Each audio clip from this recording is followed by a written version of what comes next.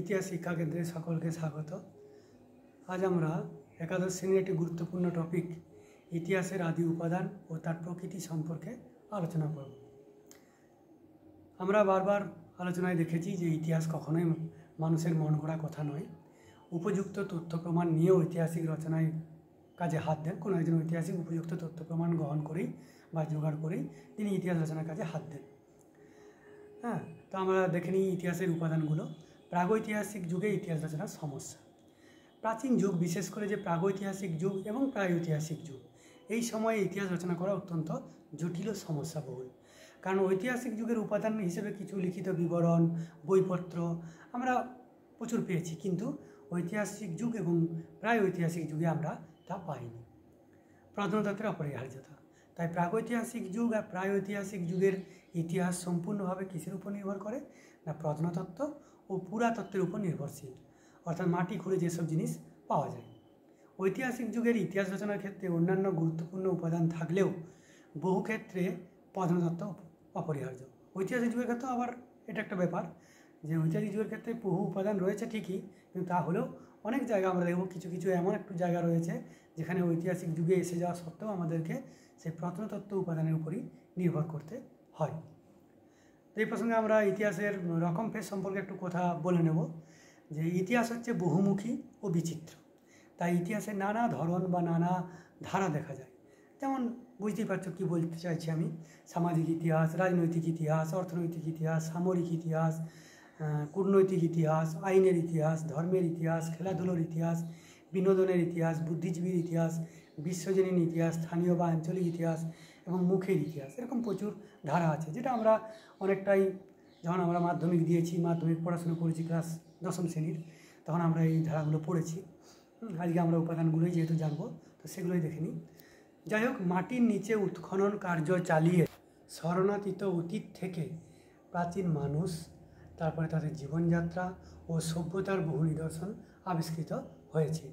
মাটির নিচে খনন কার্য চালিয়ে ভারতে হরপ্পা ও মহেঞ্জোদারো এবং পশ্চিম এশিয়ার সুমের, ব্যাবিলন, আসিরিয়া, ভূমধ্যসাগরীয় অঞ্চলের ক্রিট, মিশর ও রোমের প্রাচীন সভ্যতার পুঙ্খানুপুঙ্খ বিবরণ আমরা পেয়ে থাকি।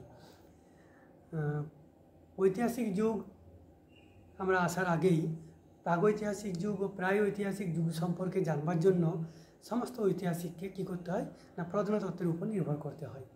এই প্রত্নতাত্ত্বিক উপাদানগুলিকে কয়েকটি ভাগে ভাগ করা যায়, যেমন জীবাশ্ম, প্রাচীন মানুষের ব্যবহার্য হাতিয়ার ও অন্যান্য দ্রব্যাদি, তারপরে গুহাচিত্র এবং প্রাচীন সমাধি ও মন্দিরের ধ্বংসাবশেষ। এগুলো সবই মাটি খুঁড়ে কোনো কোনোভাবে পাওয়া যায়, তাই এগুলোকে সব বলা হয় প্রত্নতাত্ত্বিক উপাদান। তাহলে প্রাগৈতিহাসিক যুগ ও প্রাগৈতিহাসিক যুগের প্রত্নতাত্ত্বিক উপাদানগুলো কী কী না, জীবাশ্ম, প্রাচীন মানুষের ব্যবহার্য হাতিয়ার এবং আরও অন্যান্য যা সব দ্রব্য তারা ব্যবহার করত, আর গুহাচিত্র এবং অবশ্যই প্রাচীন সমাধি এবং মন্দির, যে ধ্বংসাবশেষ রয়েছে, মন্দিরগুলো তো আর নেই, তাদের ধ্বংসাবশেষ, এগুলো সবই প্রত্নতাত্ত্বিক উপাদান।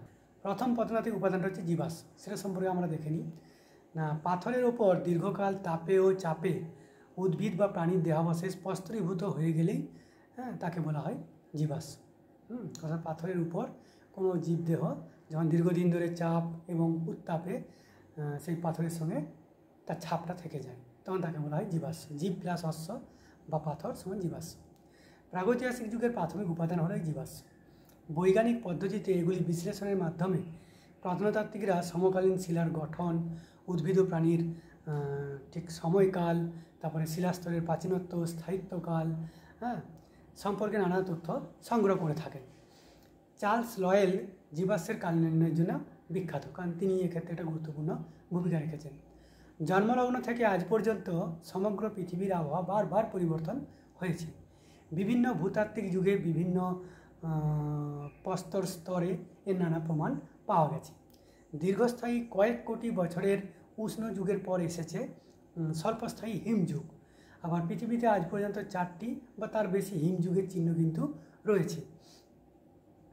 হিমযুগের ফলে প্রাণী ও উদ্ভিদকুলের একটা বিরাট অংশের বিলুপ্তি ঘটেছে, কারণ বরফের যুগ গোড়ায় বরফে ঢাকা পড়ে গেছে, মানুষ মারা গেছে। এইসব অনেক বিলুপ্ত প্রাণী ও উদ্ভিদের জীবাশ্ম ছড়িয়ে আছে বিভিন্ন স্থানে। এগুলি ইতিহাসের গুরুত্বপূর্ণ উপাদান। এছাড়াও মানুষের হাড়গোড়, মাথার খুলি, দাঁত প্রভৃতিও আমাদের ইতিহাস রচনায় নানাভাবে সাহায্য করে।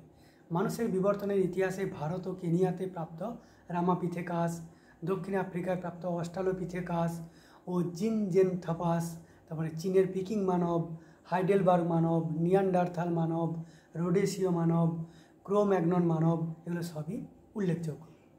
প্রত্নবস্তুর কাল নির্ণয় পদ্ধতি। এই যে প্রত্নতাত্ত্বিক বস্তুগুলো আমরা পেলাম, কিভাবে কাল নির্ণয় করব না, বিভিন্ন প্রত্নস্থল থেকে প্রাপ্ত প্রত্নবস্তুগুলোর কাল নির্ণয়ের প্রধানত দুটো পদ্ধতি রয়েছে।